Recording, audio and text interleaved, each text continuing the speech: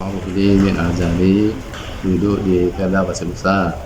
Jadi saya ada menghadap masalah kesihatan tentang saraf lah. Mana badan ni biasa tak berapa selesa. Badan kebas-kebas kaki, kebas tangan. Jadi ada kawan ni datang mengenalkan produk ni lah. Okey. Produk ni.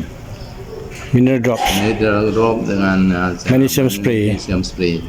Jadi saya cubalah jalan. InsyaAllah apa yang terbuat, apa yang dimaklumkan kepada saya memang ada perubahan. Okey, perubahan tu dalam jangka masa berapa lama tu? Dia pada peringkat awal dia memang ada macam tindak balas lah, jadi sakit kita saham tu. Jadi saya teruskan pasal dipesan teruskan. Jadi dalam masa lebih kurang dalam 4 kali 5 kali saya buat lah. Jadi ada perubahan lah. Buat rendaman ya? Rendaman. Okey. Masa dia punya sakit tu mula sakit, dia pertama sakit, tapi akhirnya kurang keluar. Cuma saya berasa memang ada keringan lah. Tapi kita dalam mengalami masalah yang lama, tak apalah sikit kan.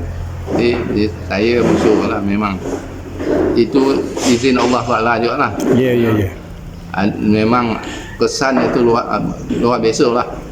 Sebab saya dah guna lebih kurang 2 bulan. 2 bulan ya? Cepat orang kata tak ada, tapi memang ada perubahan. Alhamdulillah. Dengan rasa saraf tu pun boleh. Tempat mana-mana sakit tu, mula dia sakit, lepas hilang.